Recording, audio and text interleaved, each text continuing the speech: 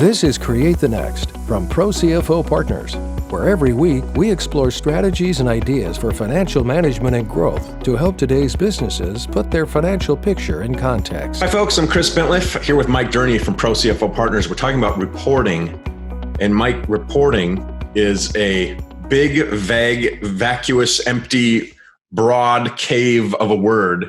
And all of us, I think, go to different ideas about what we mean when we think about reports, and the reports that I need to help drive my business, or the reports that I look at to give me the most insight that I need at a certain time.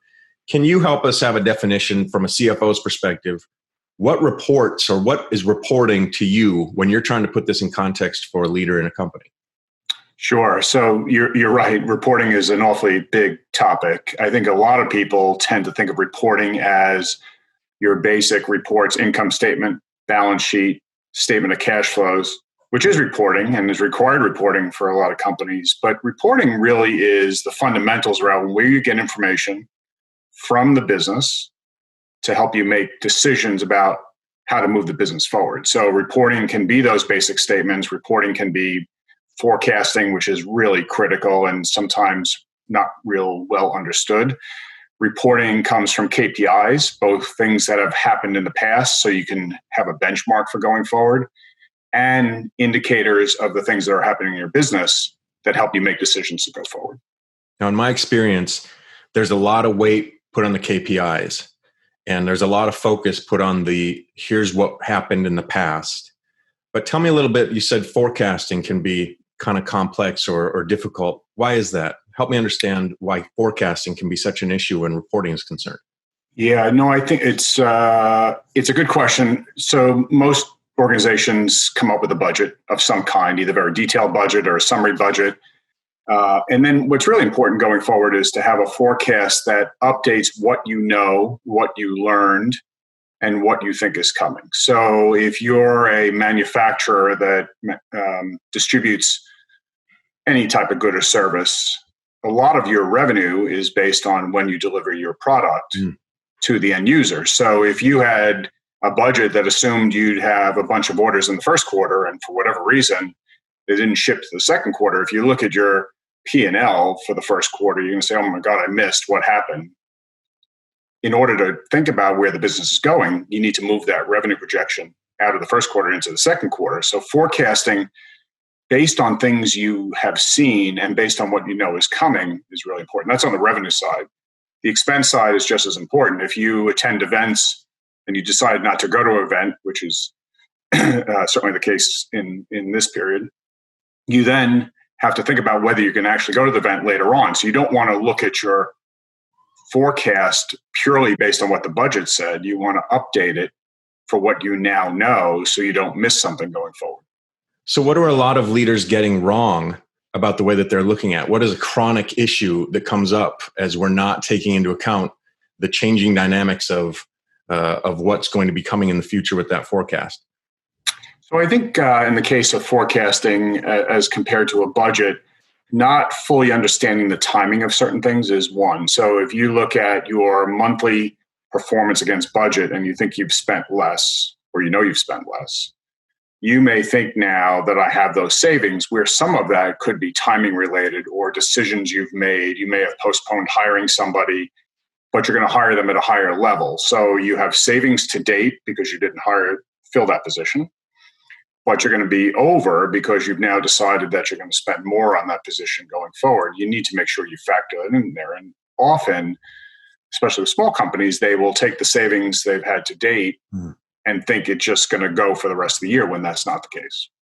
So we have to think more broadly about, we have a tendency to put into a bucket what we know and not widen that bucket to more temporal, time-based activities. You know, if we think something didn't happen, it doesn't mean it's not going to happen, and we don't account for that, and then we find ourselves flat-footed. Do you feel like there's a place to start with reporting? Like we all, I think that the P&L or the monthly income or revenue, like there's a certain amount of things that we all think are, this is what I should probably have. Is there in your jackknife of tools, if you had these things every month at your disposal, this is what you really need, and these are things that too many people are spending a lot of time on, that they're interesting, but you don't need them in the same way that you need these other things to help make smart contextual future decisions. Sure. So I think fundamentally, again, back to definition of reporting, you want to start with an income statement and a balance sheet and a statement of cash flows. In my experience, people tend to over-rely on the income statement and under-rely on the statement of cash flows. I worked as a CFO of a company a long time ago where revenues kept growing, profits kept growing, but we kept investing in the business. And the owner had no idea why, as we became more successful in a P&L standpoint, we were using more and more cash and actually had to go out and borrow more money. And that disconnect was disconcerting to the CEO, the leaders in the organization, and the owner. And so putting those things together and understanding them in context is critical. But the most important focus, I think, from reporting is on the metrics of the business. Identifying what the most important metrics are to running your business, both the ones that have happened already, historical, and the ones that are leading indicators. That is the most critical area of reporting for a company. Which I think gets into, as we talk about context, reports from other business units or departments, like sales reports, management reports, different business units that their activities are feeding the funnels in some ways that will drive those things. Do you think that is that often a blind spot for leaders as they're looking at a finite things that maybe the CFO delivers, but they're not seeing how sales are being impacted this month versus last month, or how we're not meeting our goals or something like that? Is there enough communication throughout an organization so that all the right data points are coming into play, or is that consistently an issue too? It can be a blind spot, but one of the things I think the CFO's role is to bring those things together. I think the CFO provides that value, not just in financial reports and reporting what happened and updating a forecast in a financial world. It's also bringing the sales productivity measures together with marketing productivity measures, with manufacturing, if you're a manufacturer, operating unit levels. I think the other thing that's really important is using historical data that you have to predict what's going to happen. So I'll give you an example. If you are a licensor of software, let's say, looking at renewal rates is incredibly important. Renewal rates by customer count and renewal rates by revenue per month or per user, however you look at it within the business. That's really important. What's even more important is looking at usage within the customer base. So the utilization rate of what the customers actually purchase, because now you know whether you have an opportunity or whether you have a problem going forward. So publishing retention rates, renewal rates is really critical in a company. Adding to that is looking at utilization rates, in my example, that will help tell you where the business is going. Because if you've sold somebody 200-seat license arrangement 9 months ago and 20 people are using it, you run some real risk that 200 could go down. Now that is fascinating, because in my perspective, every time we have a conversation with a CFO from ProCFO Partners, it's fascinating because there's all these things that are being dug into that I hadn't expected or thought the CFO would dig into. So what I'm hearing you say is the CFO should have some insight or some perspective on a dashboard that gives these high-level perspectives that might be among things like attrition or among retention, and can look and analyze at these things so that while the sales department or even leadership is really excited that we've got 200 users a month, the CFO is saying, yeah, but only 20 of those are active, everybody. And it's the rubber's going to hit the road on that. And we need to be ready, or here's what we need to do, or here's some guidance to share on that. So is that among the responsibilities that the CFO should have, is kind of this high level, let me look at these things, and then do they take a pile of reports to the CEO or to the leaders, or do they say, let me distill it for you. Here's what I'm seeing. Here are some suggestions on what we need to do. Yeah, I think the CFO's role is to distill it. I don't think the CFO's role is to take reports that are done elsewhere in the organization, put them into a package and just deliver them. I think putting together a dashboard, and that's a pretty popular word, but a dashboard of key metrics and identifying what the key metrics are and how they're measured. I think that's one of the missing pieces when people think about metrics, is really identifying what should go into it. One of the most common metrics that people use, especially in software businesses, is lifetime value of the customer. Yeah. Which is a great metric. But the most important thing is actually to figure out how you estimate the lifetime value of a customer. Do you have upsells? What's the cost of acquisition? Do customers use you periodically so they may not renew, but come back some other time? And do you have the ability to measure that? Because the ability to win back customers is a key part of the input to the lifetime value. What you measure, I mean, that's pretty gold there, and seems elementary, but is, in my experience, where a lot of companies get stuck. What you measure and how you measure it. And if you can identify those two things from the outset, which is a more complex and dynamic conversation than what you necessarily think, or what jumps to the top of your mind when you think the CFO can help drive my understanding of these things. So if I capture what you shared there, we need, as an organization, our leaders, to first understand what we need to measure and who all needs to be involved in making those measurements. And the CFO should offer guidance on that. And then how are we going to measure it? And once we have those things consistently, now we can start to not just know what's been going on inside the company, but we can start to forecast appropriately for what we need to be doing differently. For sure. So another example of the CFO bringing this all together is lots of companies like to look at sales productivity metrics.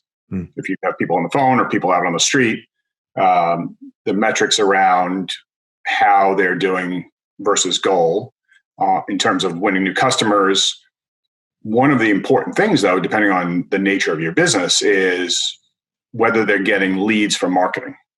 So the metrics are going to change if you're cold calling people versus getting warm leads from a marketing organization or from some other source. So back to what I said before about the CFO bringing this all together, you can rely on sales reports or rely on marketing reports, but somebody has to bring it together.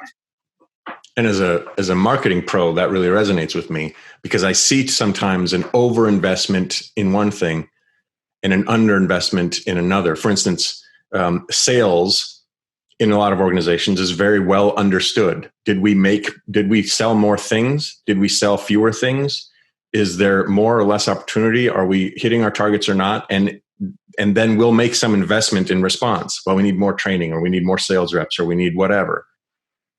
Whereas the marketing engine that feeds that, where we'll say cold calling, for instance, is a far more labor intensive activity for a salesperson than your marketing department has generated warm leads for you. But that investment is less understood by a lot of companies. The value of that marketing investment is less understood. And so there'll be this lopsided dynamic where there's not equal weight being carried by your sales and marketing departments. There's too much weight being carried by sales, which leaves you vulnerable. And you're not investing enough simply because you don't understand the value in the marketing. And I think it's fascinating to hear that your CFO should be equipped to give you some guidance on those things, to say, this is too top heavy here and this isn't heavy enough. We need to balance this out. And if we do, here's what we could be seeing as a result of those things. Yeah, I think the CFO can certainly play that role, sitting in the nexus of a lot of different places. To build on your example, there's lots of measurements of sales productivity, number of calls, number of leads converted. One is talk time, or call time. So in that case, it may not be the most important metric. You may set goals on how much you want your salespeople to be talking, but the fact that talking more doesn't mean they'll be successful. It all depends on what the other metrics are. So again, if they're getting warm leads from marketing, presumably it takes less time. And that, then you drill down into everything like, what's your, if you're a digital presence, what's your, back to our earlier example of subscriptions, what's your traffic like on your website every week? What's your exposure to this like and to that like? There are other KPIs inside those business units that feed the larger KPIs that I think speak to the insights you're talking about. And what I see in a lot of organizations is sometimes we're focusing on the wrong thing. So talk time is a great example. without having context for why that's important, we'll drill it into our sales reps or whomever. This is important. We need to be doing this. We need to be doing this. And we'll start to lose the forest for the trees of why that even matters. And if it's even the thing we should be spending time on, because it turns out emails are more effective than phone calls or whatever. And we're not moving in real time enough, quickly enough to be able to see the importance of those things and change those things. Do you see that too? Sure. Yes, for sure. I think the last thing you want as a sales leader and as the CEO of a company is to use talk time for salespeople and have them just make calls and talk to people. What you really want them doing is selling. And how many stories have we ever heard where the system gets manipulated because, well, I can make calls all day and I'm hitting my incentives, or I'm doing what I'm supposed to do. I'm doing what you told me to do, boss. I'm making calls, but there's no value behind them or whatever. That's right. And it's the reason why the reporting has to fit all together. And the CFO should really be the person who takes all those strands and starts to weave them into a tapestry that makes sense and looks like something practical and actionable. Yeah, and in my experience, that is who's done it. So back to that idea of the dashboard, Mike, there's, I think, a lot of times where we confuse information with insight. And so we can have in front of us a lot of different data points, especially as leaders, talk time, for instance, as we were talking about, or whatever. And it's hard to understand what that all means. So where does analysis come into that from the CFO's perspective? How do we start to take those things that aren't just interesting blips on a screen or in our year or in our quarter and make sense of that? Yeah. So what I found often is that people confuse analysis with essentially a data dump, as you said. So if you don't understand why there's a variance in a revenue line or an expense line, and you ask somebody in finance, you may get this data dump or printout of information that should never be confused with an analysis of what actually happened. Not the list of the things that did happen, but actually why it happened. And what can we do to fix it or change it or build on it? Variance analysis goes either way. It may be negative, it may be positive. If it's positive, you want to build on it. I think that confusion happens a lot. What's the outcome? What's the risk there? What if we do confuse that and we don't get it right? Well, there's a couple things. One is you really don't understand it because you haven't had somebody actually analyze it for you. So you look at it and you are like a deer in the headlights. Mm. The other is that if you don't understand the why, you can't actually make decisions about how you move forward. That's a powerful statement. I think it's a good place for us to end today's conversation. Mike Durney from ProCFO Partners, thanks so much for spending time today with us talking about reporting. Fascinating stuff. Chris, thanks so much for your time. Appreciate it. Thanks for watching, and a special thanks to our subscribers. Consider becoming one today. Visit ProCFOPartners.com for more strategies and ideas for financial management and growth to help you put your business's financial picture in context.